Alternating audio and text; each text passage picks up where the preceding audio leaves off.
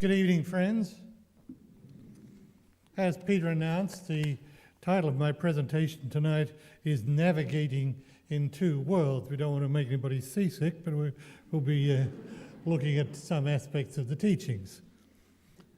I think it is a very familiar concept to all of us that as human beings at this stage of our existence, we are living simultaneously in two worlds. The material world are discernible through sense perceptions of various kinds, and the spiritual world, the world of spiritual values, quantities and the like, intrinsically not discernible through the senses, but evident through its effects, which of course impinge on the senses. It also is apparent to us that these two worlds in which we are now dwelling at this time interact closely with each other. In some ways, the interaction is obvious. We know that if you steal a material action, it has adverse spiritual consequences. If you kill, if you commit what we call crimes, these are spiritually detrimental. There are a lot of things that are fairly obvious, but some of it is very mysterious. For example, let me take some extreme examples. In the Kitab-i-Iqan, Baha'u'llah refers to the fact that before a manifestation appears, a star appears in the visible heavens, heralding unto the people the advent of that most great light. He goes on to point out that there is also a star in the invisible heaven, the forerunner and the like, but it is apparent from the context that he is referring not only to the symbology of a forerunner, but also to an actual star in the heaven appearing with the coming of the manifestation. And we ask ourselves, how are we to explain that? What does it say about astronomy? Astronomy is a fairly exact science. One can predict the motion of the various elements of the astronomical universe very precisely, centuries into the past and ahead. How do we explain this concept of which Baha'u'llah speaks, and so on in other aspects of the teachings? In the Dawnbreakers, we have the incident of the Bab being transported into Azerbaijan, and he is a guest, so-called, of the prince in Urumia at one time, and I think you're familiar with the story where the prince wants to humiliate the Bab and he arranges for his wildest horse to be brought and the Bab to be invited to ride it, and the population are tipped off and they turn up in great numbers to see what happens. The Bab approaches the horse is calm and docile. How are we to explain it? What does it mean? How did it happen? What was the causative relationship between the approach of the spiritual being, the Bab, the manifestation of God, and what effect did it have on this animal aspect of creation? And likewise, many other such examples. In Dawnbreakers, there is the record of the martyrdom of the Bab in Tabriz, and Nabil, as translated by the Guardian, says, the very moment the shots were fired, a gale of exceptional severity arose and swept over the whole city. A whirlwind of dust of incredible density obscured the light of the sun. The entire city remained enveloped in darkness from noon till night. How do we explain it? What was the connection? You can say, well, it was happenstance, and this is really stretching statistics rather far. The context of Dawnbreakers indicates that it was a significant event. That it was a reaction of the physical universe to the martyrdom of the manifestation of God. And we inquire, what is the causative relationship and what does it tell us about the mystery of the interaction between spiritual spiritual values, spiritual events, and the material world. Likewise, there are innumerable examples in our writings where material actions, we are told, have a profound spiritual effect. Abdu'l-Baha says in one place, even in the physical realm, cleanliness will conduce to spirituality, as the holy writings clearly state. How do we explain that? What is the connection between whether I'm clean or dirty, scrubbed or unscrubbed? Why should that have any effect on my spirituality, the content of my spiritual being, my degree of spiritual development? What is the connection? I mention this as an example of the mystery of the interaction between the material and spiritual worlds. The same, of course, one can go on all night talking about such examples. Hukukala, and the fact that our writings tell us that those who observe Hukukala become firm and steadfast, and that it exerts a great influence on their hearts and souls. Obviously, it's good to give money to one's religion. Obviously, it's an act of devotion. But what is the connection? How does it all work? These are some of the mysteries between the interaction of the material and spiritual worlds. Humanity has wrestled with this down through the ages. It has led to some very interesting lines of thinking, some very interesting schools of philosophy, but it's also led to a great deal of superstition. People have, through their inferences based upon deductions from what they've observed in the world, come up with false generalizations which lead them to superstitious events.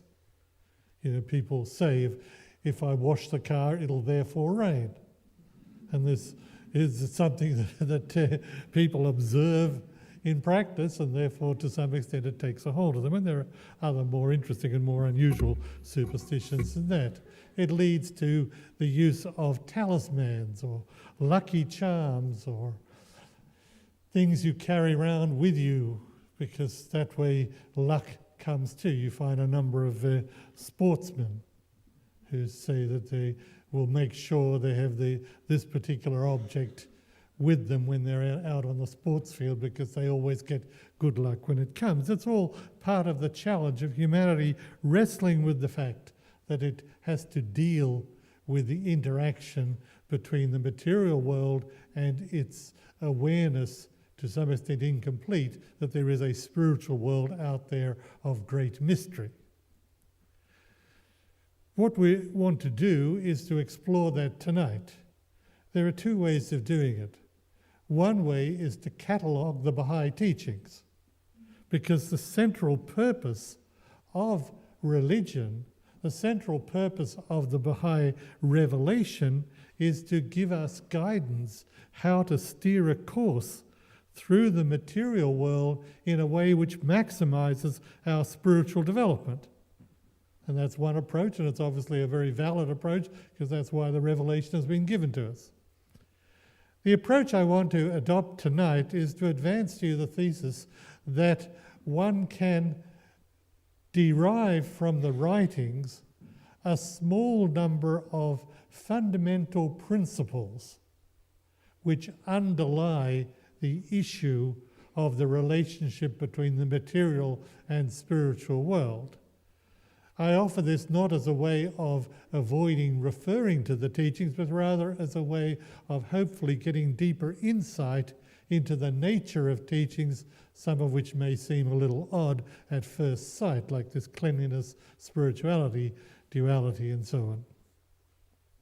So, in a moment, I want to address three principles which I think underlie the relationship between the material and spiritual worlds, and depending how much time there is, then we'll look at a couple of applications of these principles. Before I do that, I might say that the world around us has adopted commonly two approaches to this question in the present day. The most common approach is essentially to deny the existence of the spiritual world. In other words, a materialistic outlook on life. There are a lot of people who are avowedly materialistic, who say all that other stuff is hooey, it's all imagination and anything that cannot be proved through the scientific method, which depends upon perception of senses and the effect on instruments. Anything other than that doesn't have a real existence. You can't prove it, therefore you should ignore it, this kind of thing.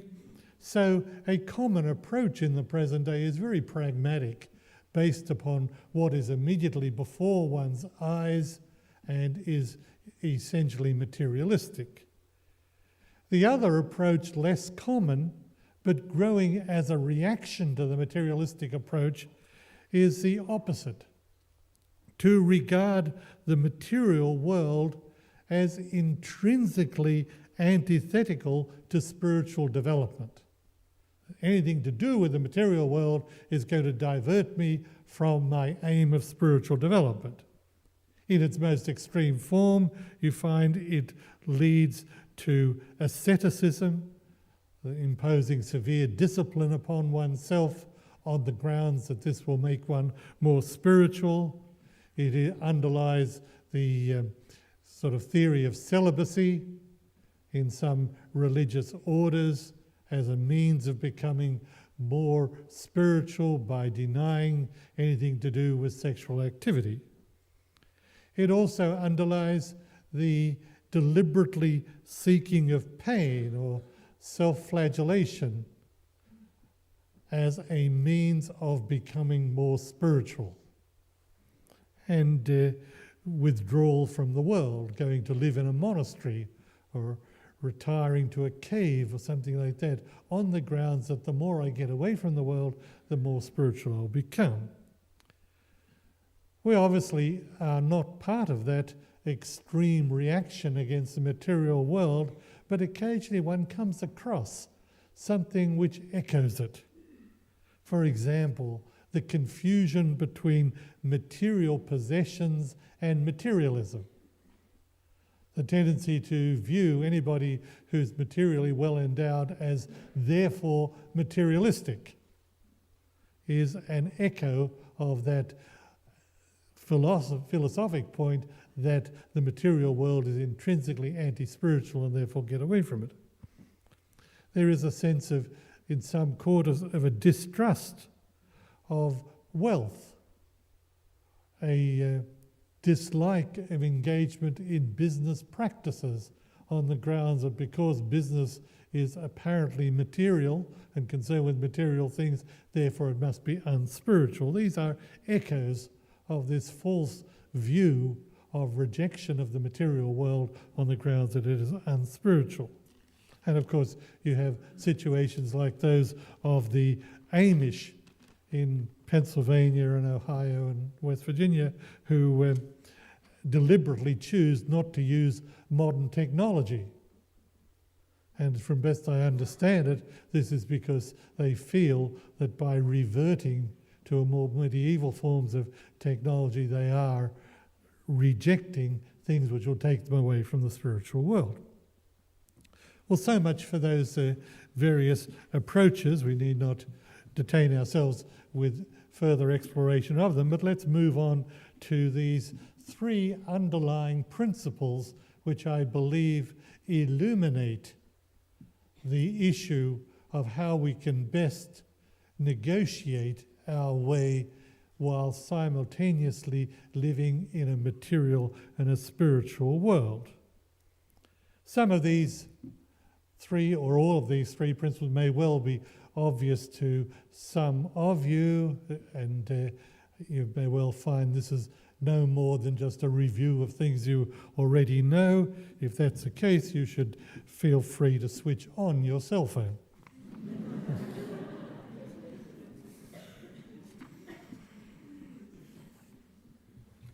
Okay, let's take the three principles. The first one is the illumination that the Baha'i writings provide to us of the nature of the material world. The writings tell us very clearly that the material creation is not evil.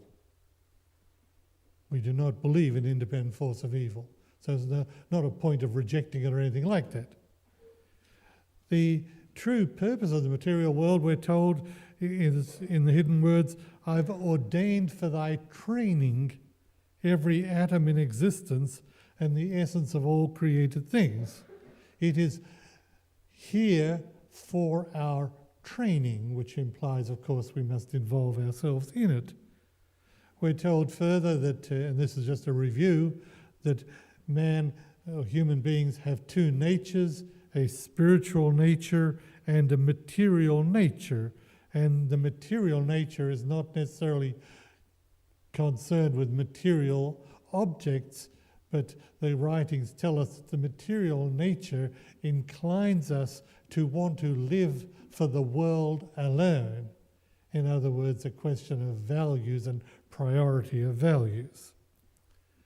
Having said all that, we are confronted immediately with a rather awkward problem. And the awkward problem is in Gleanings, where Baha'u'llah tells us to free ourselves from the bondage and corruption of the world. And we might say, oh dear, here we are saying that the material world is not intrinsically evil for our training and we're free to involve ourselves in it. Now we come across this big roadblock saying that we should free ourselves from the bondage to and corruption of the world. The answer to this dilemma, as the answer to most other dilemmas in the writings, is just keep reading. Because you find a little further down in Gleanings, Baha'u'llah says, and I quote, by the world is meant your unawareness of him who is your maker, your absorption in aught else but him. This is a point for a big sigh of relief, because it is, by the world is not meant the material creation, it is rather unawareness of him who is your maker, absorption in aught else but him. In other words, a sense of priority and a sense of values. And we cannot take the first passage about freeing oneself from the bondage of the world to justify any kind of abandonment of involvement in creation. What we find then is that this attitude toward the world as being for our training, for our development, not intrinsically evil, underlies a variety of Baha'i teachings. It underlies the fact that we are commanded to give rise to an ever-advancing civilization. It underlies the fact that in the Kitab-i Aqdas, Baha'u'llah admonishes us to devote ourselves to the development of cities.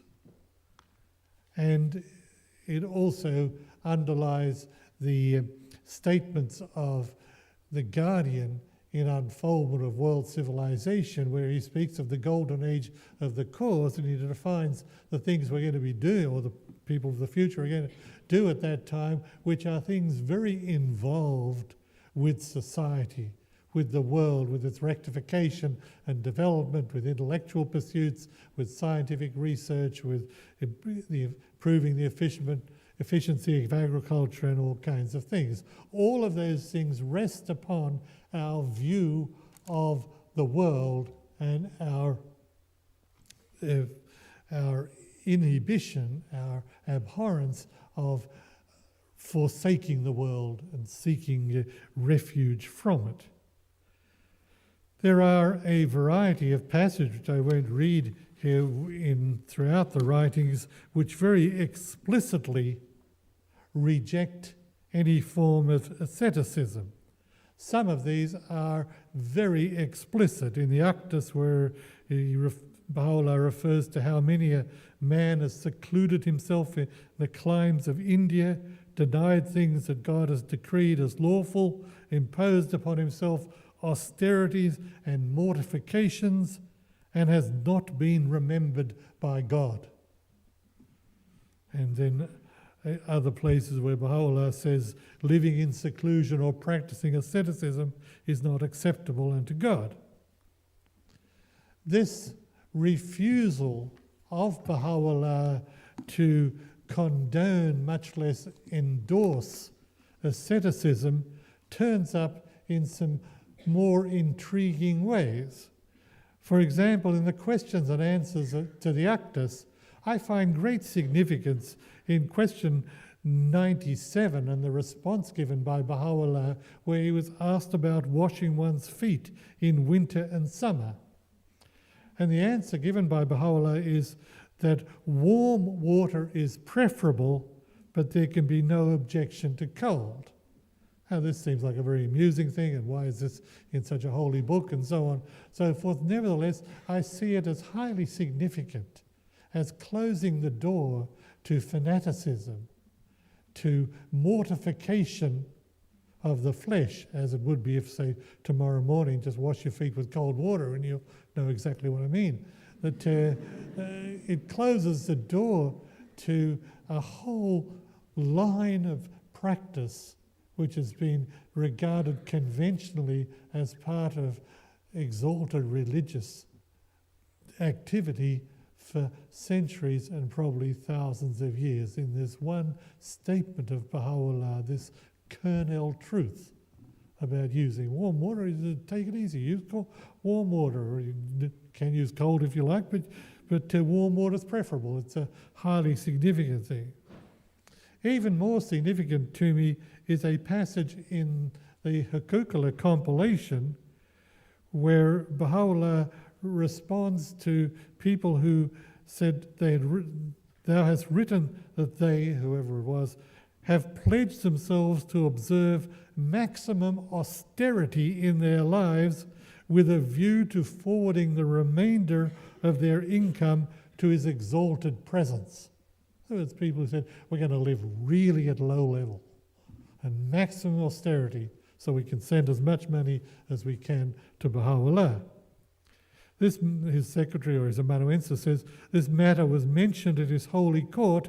He said, let them act with moderation and not impose hardship upon themselves. We would like them both to enjoy a life that is well-pleasing. Again, the refusal to condone asceticism, this degree of austerity carried to an extreme. I had a very interesting experience. I'm so conscious of time, I'm not sure whether I want to take the time for it, but let's do so. Had a very interesting experience just after Janet and I came to the World Centre in 1983. In those days, there were no or very few microwave ovens in Israel. We had bought a microwave oven in Australia and we brought it with us and set the thing up in our apartment on Hanadiv.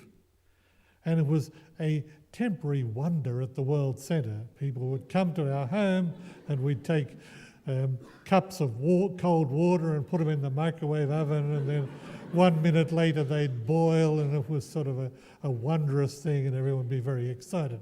We never tried a boiled egg. That really would have been exciting, but anyhow.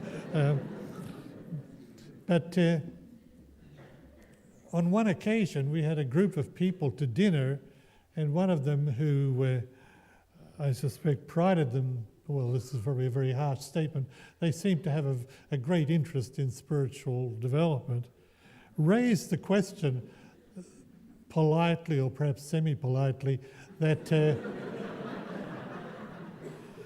is not a newfangled invention like a microwave oven something which takes away from spiritual development?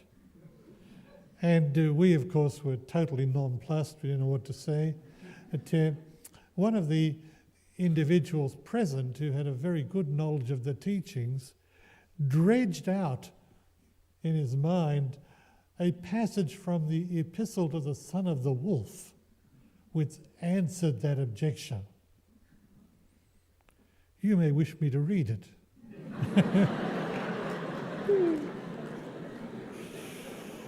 Baha'u'llah says, our purpose, he's responding to somebody who talks about learning a bunch of languages, and he says, don't bother. He says, our purpose is that all men may cleave unto that which will reduce unnecessary labour and exertion, so that their days may be befittingly spent and ended.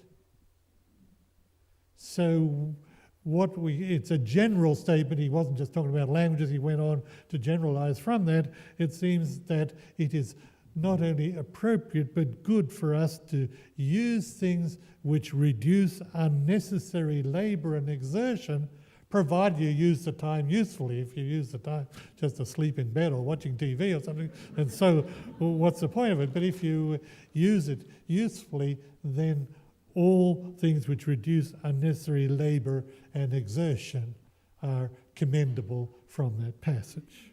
Again, it's part of this refusing to become involved in a rejection of the material world.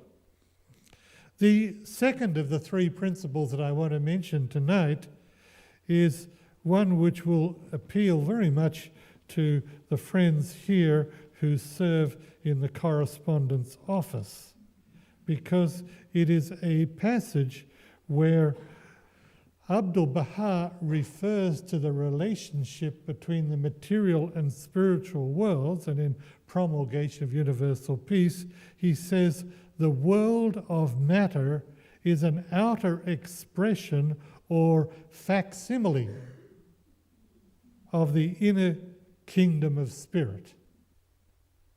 It's a facsimile. He goes on, the whole passage is, the worlds of God are in perfect harmony and correspondence one with another. The physical universe is in perfect correspondence with the spiritual or divine realm. And then he goes on to make this statement that I've quoted, the world of matter is an outer expression or facsimile of the inner kingdom of spirit. He says similar things in other places in Promulgation. He says the spiritual world is like the phenomenal world. They are the exact counterpart of each other. Whatever objects appear in this world of existence are outer pictures of the world of heaven. This sense of facsimile, of one-to-one correspondence, if you will, between the material and spiritual world is a very powerful concept, which I find extremely fascinating. To my mind, it explains why the revelation of Baha'u'llah draws so heavily on natural analogy. This prayer that we read tonight to open the session of being raining down from the clouds what will cleanse thus and so from you.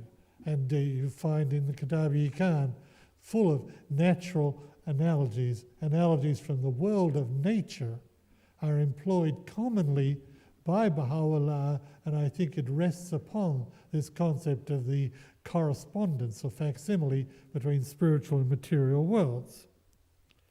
What that means, among other things, is that the revelation is such that people who live close to nature have a capacity for absorbing deep spiritual truth, irrespective of their formal education.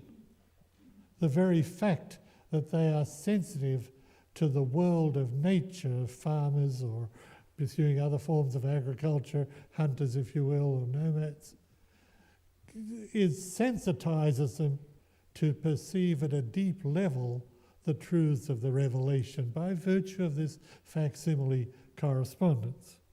It also means that as Baha'is, during this dispensation, we must give great attention to fostering the world of nature. And I think that underlies the fact that so much of our effort of time and resources at the World Centre is devoted to the pursuit of nature, with our gardens here in Haifa and at Baji and other places. They are part of our worship, our reverence, but they also make a statement about how much we value the world of beauty and likewise the world of nature. and they are, in that sense, a pattern for the rest of the world in the value the future society will give to nature. The world of the material world, we know, is infused with power. We are gradually attaining an understanding of the various levels of power which suffuses the entire material creation. Gravitation, electromagnetic energy in various forms and wavelengths, the various forces that are now categorized of strong and weak nuclear forces and all kinds of other things that are just in process of being discovered. It has become clear to people who study these things that we live in a world, material world, infused with power. By the analogy, by the correspondence with the spiritual world, this facsimile thing, the writings tell us that the spiritual creation, spiritual world, is also infused with power. Abdu'l-Baha says, look at this endless universe. A universal power inevitably exists which encompasses all, directing and regulating all parts of the infinite creation. In another place he says, the greatest power is the realm and range of human existence. Excuse me, I read it wrongly. The greatest power in the realm and range of human existence is spirit, the divine breath which animates and pervades all things. It's manifested through creation in different degrees or kingdoms. So there the analogy or the correspondence between material and spiritual worlds extends to the level not only of its dimensions but also of its power. So we have two of the three principles. The first being concerned with the fact that the material world's for our training and it's not evil and so on. And the second is the facsimile between material and spiritual worlds. The third of the three principles I want to mention is contained in statements of the writings which refer to interconnectedness.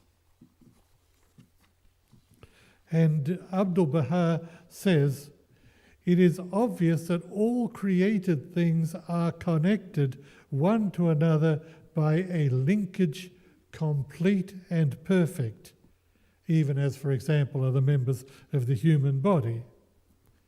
He expands on this in another place where he says, reflect upon the inner realities of the universe, the secret wisdoms involved, the enigmas, the interrelationships, the rules that govern all. Then he goes on to say, for every part of the universe is connected with every other part by ties that are very powerful and which admit of no imbalance nor any slackening whatsoever. What I get from that is Abdu'l-Baha, and of course it derives from Baha'u'llah, points out the degree of interconnectedness between all elements of the creation, all elements of the material creation and all elements of the spiritual world. We are gradually becoming familiar with the interconnectedness of all elements of the material creation. The whole concern for ecology in recent decades is a statement of interconnectedness. The derivatives from chaos theory about the butterfly in China and you get storms in South America and so on from chaos theory, all of those are examples of looking at interconnectedness. We now become aware of things that happen in distant parts of the universe which affect us on Earth. Bursts of cosmic rays or gamma radiation from pulsars and exploding supernovae and all those kinds of things have an effect on the Earth. We are becoming more and more aware of the interconnectedness of all elements of the physical universe. Likewise, individuals in the spiritual dimension, our religion is concerned with promoting a sense of interconnectedness. The individual is called upon to sensitize himself or herself to feel a connection with nature, to feel a connection with other human beings, to be concerned for their welfare and their well-being and their happiness and not hurting others and the like. There again you have this sense of interconnection. The example of Abdu'l-Baha can be summarized as an example of the application of interconnectedness in terms of his degree of genuine concern for others rather than focused on himself. Our administrative order has as its aim the creation of an interconnected worldwide community at the various levels. It is something that is very, very common to our to all elements of our religion. There are some parts of the interconnectedness that are mysterious. Let me read one of them. It is attributed to Baha'u'llah.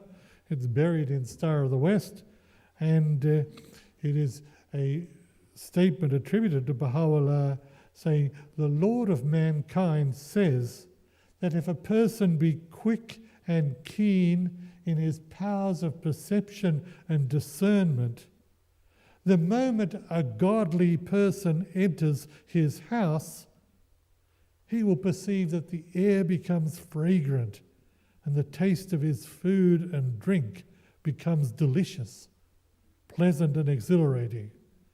While on the contrary, if an ungodly person enters, the air becomes oppressive and the food loses its flavour." And of course now we want Peter May to exclude the wrong people from the kitchen.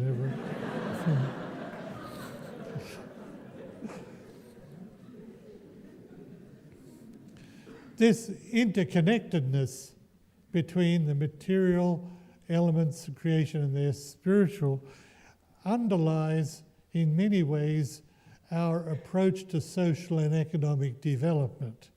As the House of Justice pointed out in its message of October 1983, launching the new phase of social economic development, we aim to produce what it described as a dynamic coherence between the material and spiritual dimensions of creation. This dynamic coherence seems to me to involve not simply interconnectedness, but a degree of synchronism in the operation of the interconnected elements. So much for the three basic principles that I wanted to share with you tonight. There seems to be some time left, so I want to go on to talk about the applications, particularly of the principle of facsimile, the principle of the correspondence between the material and spiritual world. And I want to share with you my understanding of a statement that I find in the writings explained fairly fully by Abdu'l-Baha, which seems to illuminate a whole lot of teachings under the heading of the correspondence between the material and spiritual worlds. And it's something which I have called the magnetic principle. Let me read to you what Abdu'l-Baha says, which I take to be a description of the magnetic principle. He says, "When existing elements are gathered together according to the natural order and with perfect strength, they become a magnet for the spirit, and the spirit will become manifest in them with all its perfections." What I get from that is that there is a great law of the universe which says that if elements of creation are arranged in a divinely prescribed pattern, they attract an energizing force or spirit. It is so crucial to what I want to say for the next few minutes that I but I'll ask your indulgence to let me repeat it. If the elements of creation are arranged in a divinely prescribed pattern, they attract an energizing force or spirit. And I take it to be that's what Abdu'l-Baha says here when he says, and I read it again, existing elements are gathered together according to the natural order with perfect strength. They become a magnet for the spirit, and the spirit will become manifest in them with all its perfections. This is a fairly difficult concept to grasp, because what it is saying is you take a whole bunch of elements of the creation, and this will become clear in a moment, and you arrange them according to a divinely prescribed pattern, and bless my heart, there is a spirit associated with them. If the pattern is of this kind, you get that kind of spirit. If the pattern is of another kind, you get another kind of spirit, depending upon divine law. So the writings use the term magnet to describe it, because a magnet is a collection of atoms which are arranged in a prescribed pattern, and you get magnetic force associated with it. And this is mysterious. You say, where did this thing come from? We had a bunch of atoms, there was no sign of the magnetic force there. Now we've stuck them together and you get North Pole and South Pole, and the thing sticks to the refrigerator door and so on. The magnetic force is invisible. You can put your hand between it and don't feel anything. We understand it very well. We use it, and it can be very strong. It can be massively strong. So some of you may have read or even seen or been on the maglev train from Shanghai Airport to downtown Shanghai. Great hulking big train. It runs along with magnetic force, stopping it from going down bang onto the rails. It's above the rails, propelled by or held from the rails by magnetic force. It's called the maglev, magnetic levitation train. So magnetic force is not just things sticking to refrigerators, it is rather a very powerful force that can hold a great big train up above the rails. The writings, as I understand it, indicate to me that spirit is manifested according to the divine law. Abdu'l-Baha develops this to to considerable length in his tablet to Dr. Forel. He says, for example, the spirit possesses various grades and stations. And depending upon the divine law, this kind of spirit will be manifested this way and that kind that way. For example, Abdu'l-Baha goes on to talk about minerals. He says the mineral is an expression of divine law. It has associated with it the power of attraction, without which the mineral or the stone would not exist, but it has within it that power of attraction, which is a form of spirit.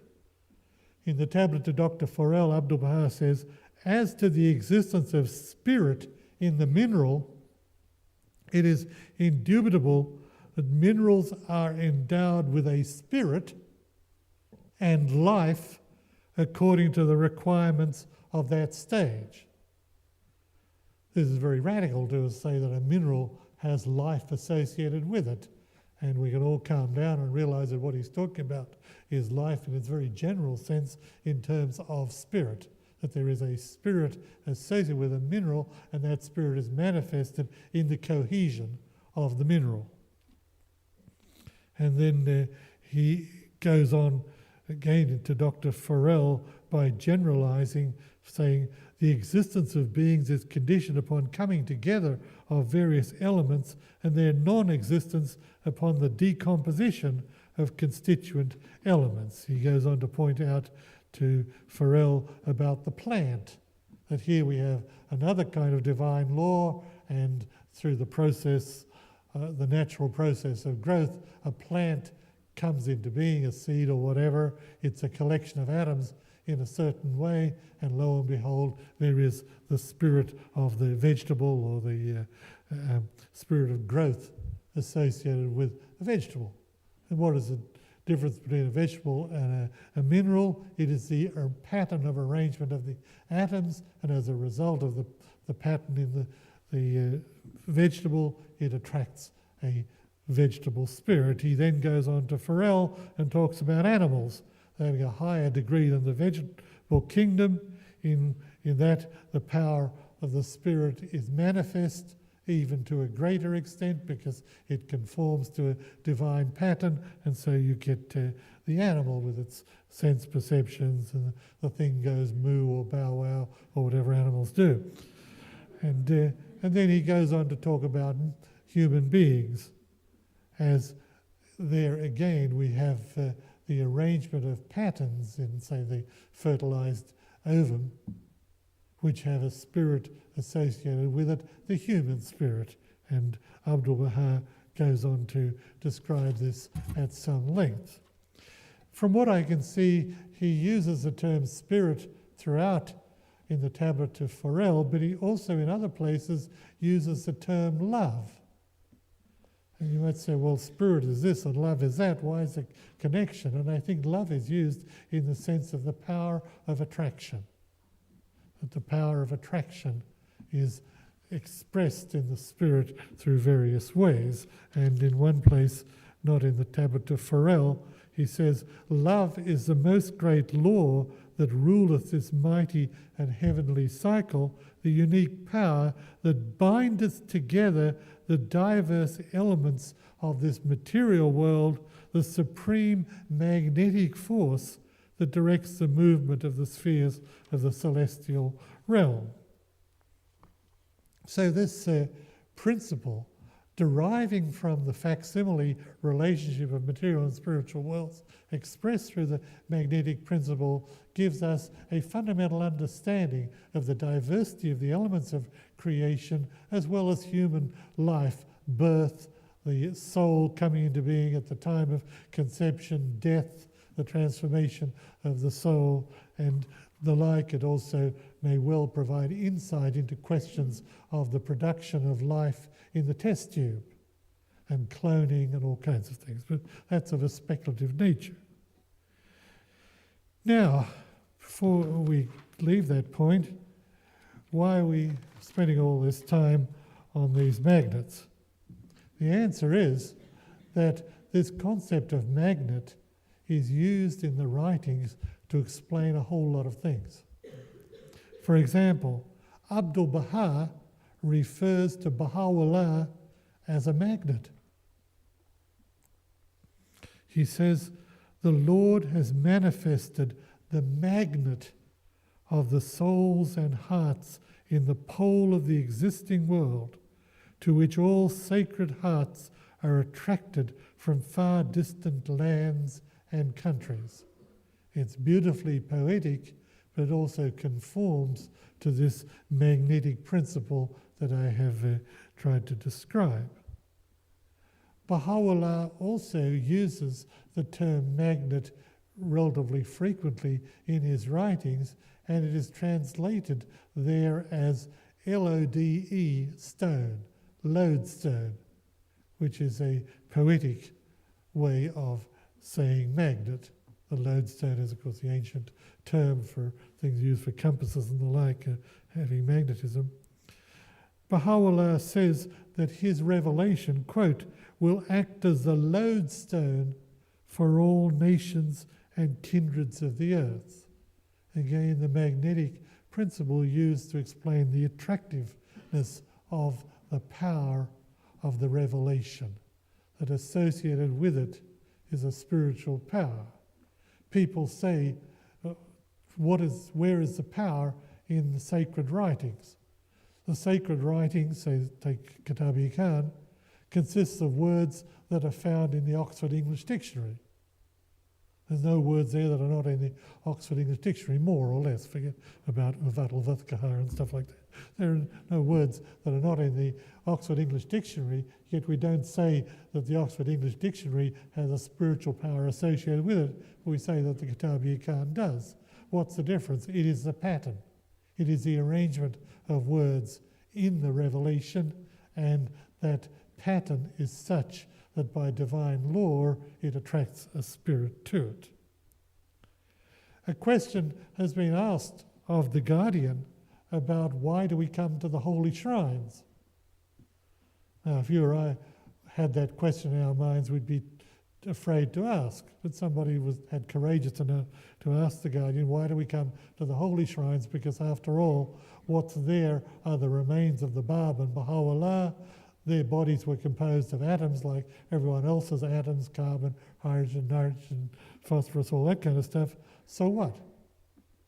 And the Guardian's reply was very insightful in writing. He said, the atoms of the Prophet are just atoms like all others, but the association of this great spiritual power with them leaves in the place they are laid to rest a tremendous spiritual atmosphere, if one may use this expression. So that these atoms are endowed with a tremendous spiritual influence and far-reaching power. He goes on to say, but the physical character of their atoms are not different from other people's.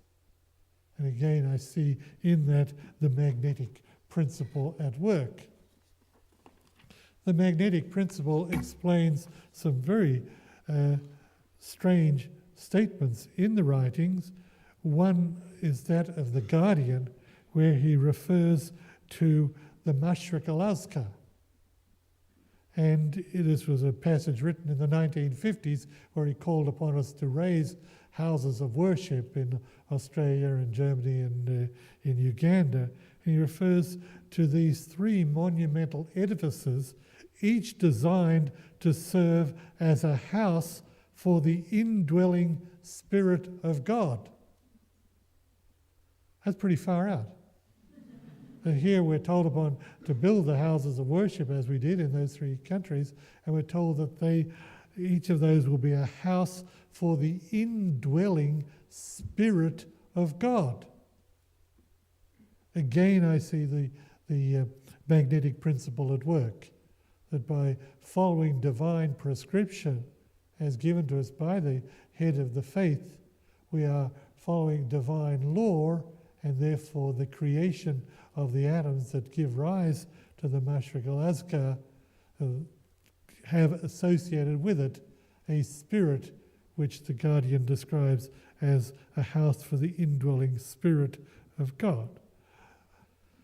Abdu'l-Baha had said this in relation to the house of worship in North America. He said, the Mashriq al-Azkar, though outwardly a material foundation, is possessed of spiritual effect. Again, I see the magnetic principle. And so it goes on. Before I leave this, and I've got one point that I think I can make in the time, but before I leave that, I'd like to share with you a small blizzard of statements from the writings which refer to this magnetic principle. Abdu'l-Baha says, faith is the magnet which draws the confirmation of the merciful one. Here the magnetic principle applies to a condition of heart, of spirit, that by adopting a condition of faith, it is a magnet for the spirit. He says, service is the magnet which attracts heavenly strength. In another place he says, the commemoration of God attracts confirmation and assistance like unto a magnet. Again, the magnetic principle. Actions taken in conformity with the divine law attract a spirit like a magnet. He says, unity and harmony is the magnet that draweth down the confirmations of God. He refers to teaching the faith, and he says, when the tongue of the teacher is engaged in teaching, he will naturally himself be stimulated, will become a magnet, attracting divine aid and bounty. And another one, today as never before, the magnet which attracts the blessings from on high is teaching the faith of God. It is in that sense that we can get some insight into the mysterious statement I read at the beginning of the talk, those of you who can remember back that far, were about cleanliness. And I raised the question of why is it that cleanliness has an effect on spirituality.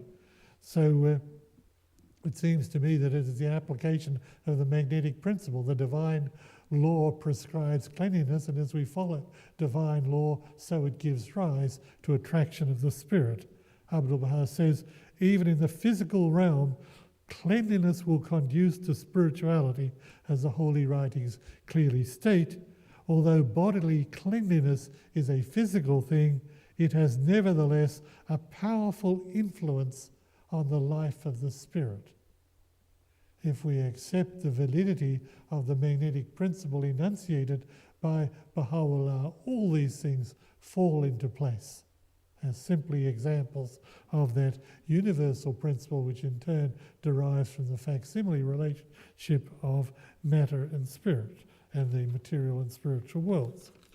This leads me to my final point, and that is another application that I see of the correspondence, the facsimile correspondence between the material and spiritual worlds.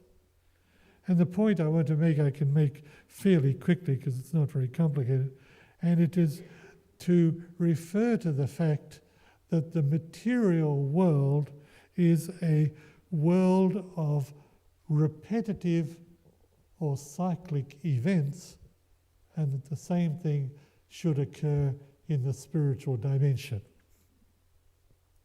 What I mean is this, that in the material world, the passage of time is marked by rhythmic or repetitive events.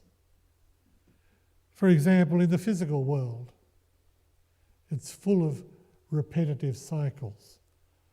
Electrons circulating around the nucleus of the atom, even allowing for quantum mechanics and wave theory and all that kind of stuff. Nevertheless, there is the sense of activity, of the circulation of electrons in various shells and orbits around the atom, leaving aside questions of electron spin.